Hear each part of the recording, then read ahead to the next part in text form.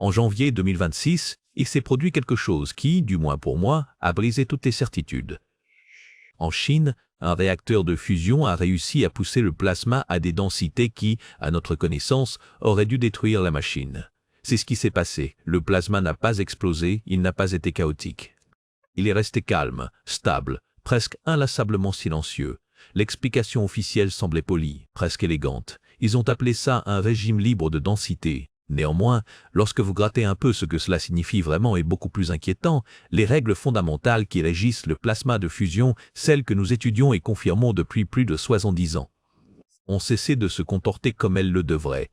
Ils ont simplement cessé de postuler d'une manière que personne n'avait anticipée. Et c'est là que l'histoire commence à devenir vraiment bizarre.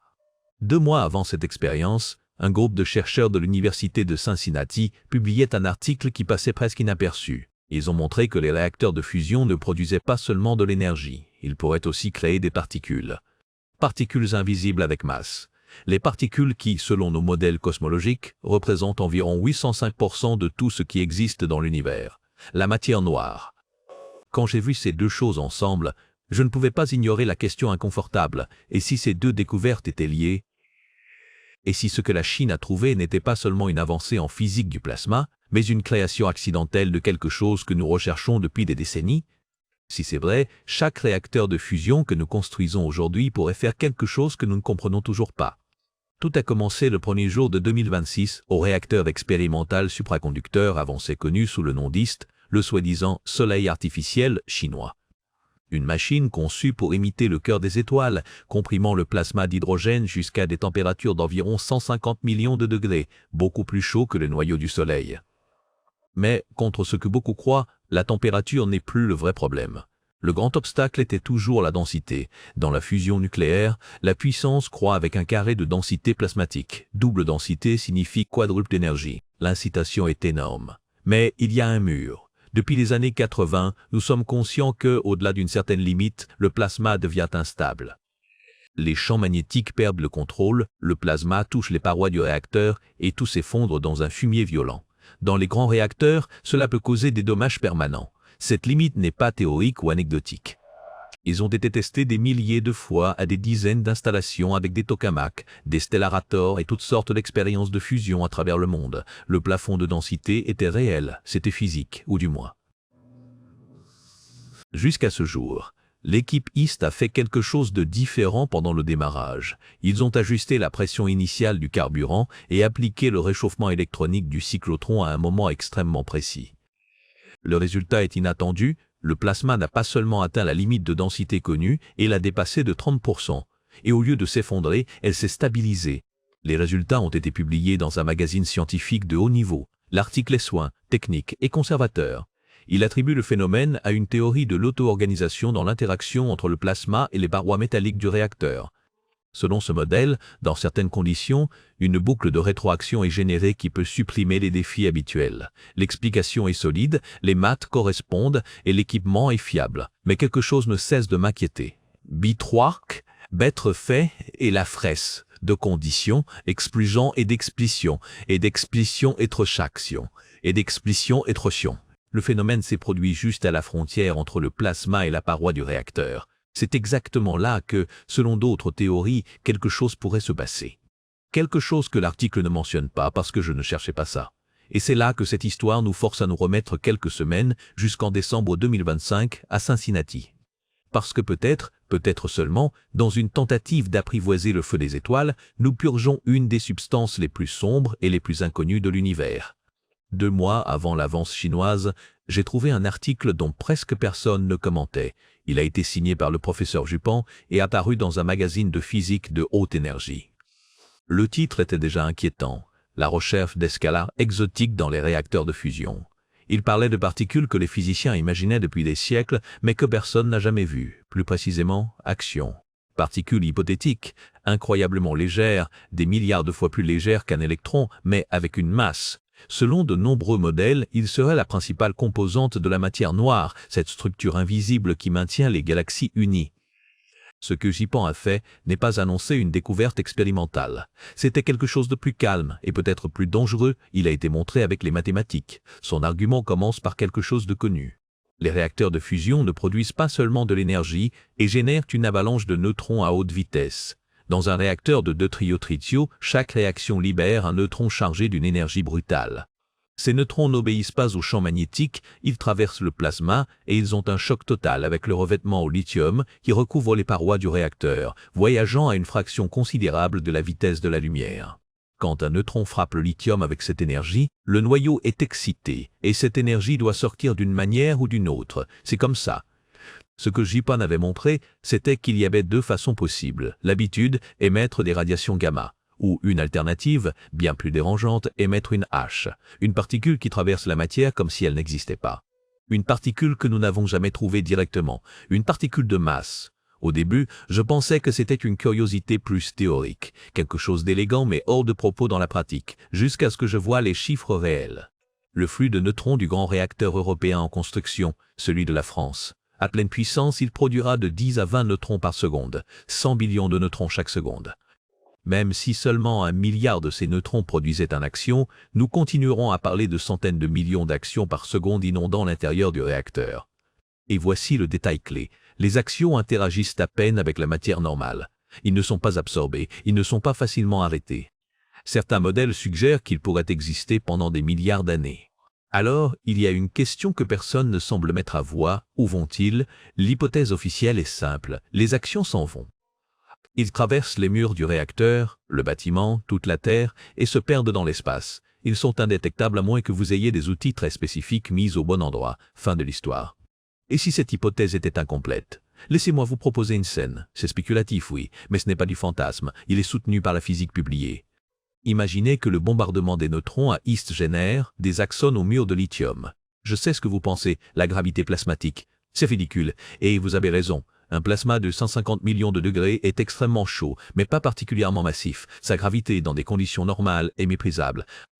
Mais si les actions commencent à s'accumuler, et si la topologie des champs magnétiques crée des régions où, au lieu de sortir en ligne droite, certaines actions suivent des courbes, je ne parle pas de détention permanente. Juste des retards, petits, temporaires, assez longtemps pour les obtenir plus, et puis plus, une concentration qui grandit lentement, sans que personne ne l'aperçoive. L'explication officielle dit que la Chine a atteint un régime sans densité avec des interactions optimisées entre plasma et parois, des effets électromagnétiques bien connus, le recyclage des particules, physique standard du tokamak. C'est une autre question de spéculation. Et s'il y avait un second mécanisme en même temps, que faire si des particules invisibles de masse forment une structure gravitationnelle faible juste au bord du plasma? Pas assez fort pour affecter les gens ou les instruments, mais assez fort pour modifier le comportement plasmatique aux échelles quantiques. Si c'est vrai, alors le mur qui n'aurait pas dû être brisé n'est peut-être pas complètement tombé. Peut-être que quelqu'un poussait de l'autre côté. Le plasma n'a aucun moyen de savoir ce qui l'affecte. Pour lui, peu importe si la force vient de la gravité ou des champs électromagnétiques. La seule chose qui sent est confinement, stabilité, un ordre inattendu à des densités qui, en théorie, devraient être impossibles. C'est ce qui dérange. Je ne dis pas que la théorie de l'auto-organisation entre le plasma et les parois du réacteur est fausse. Ce que je me demande, c'est quelque chose d'autre. Et si ce n'était pas terminé? Et si elle décrivait seulement la partie électromagnétique d'un phénomène beaucoup plus grand? Quand j'ai commencé à faire les chiffres, c'est là que l'histoire a changé de ton. Les conceptions des grands réacteurs d'aujourd'hui parlent de flux de 10 à 20 neutrons par seconde. Les estimations les plus prudentes suggèrent qu'une seule interaction sur 100 milliards pourrait générer une H. Pourtant, le résultat est brutal, environ 1 milliard de production d'oxyons chaque seconde. La masse estimée de ces particules est minuscule, presque absurde, mais n'est pas nulle. Traduit en kilogrammes, chacun pèse une fraction infinitésimale. En multipliant tout, la production totale semble ridicule. Une quantité de masse qui, à première vue, devrait être importante. C'est le tour. Les rétracteurs ne fonctionnent pas un instant. Ils sont conçus pour fonctionner des centaines de secondes droites et, à l'avenir, pendant des heures. Et si même un dixième de point de pourcentage de ces actions ne devait être tenu qu'une seconde avant l'évasion, après une heure de fonctionnement, une quantité de minuscule masse s'accumulerait, mais pas sans importance. Continue à sonner à rien, je sais, jusqu'à ce que le numéro de clé apparaisse. Les outils de mesure les plus précis au tokamak commencent à détecter des anomalies gravitationnelles autour d'un certain seuil. Et comme nous le comparons, nous sommes dangereusement proches. Pas avec les machines d'aujourd'hui, mais avec les réacteurs qui sont déjà en route, ou avec à peine 10 fois plus de versions. Je voudrais être très clair. C'est hors du champ traditionnel de la physique du plasma, c'est ce qui m'inquiète. Quand vous ne cherchez pas quelque chose, vous pouvez les manquer sans vous en rendre compte, pas par négligence mais par approche. Fais ce que tu espères mesurer. Aujourd'hui, la communauté de la fusion mesure la température, la densité, les temps de confinement.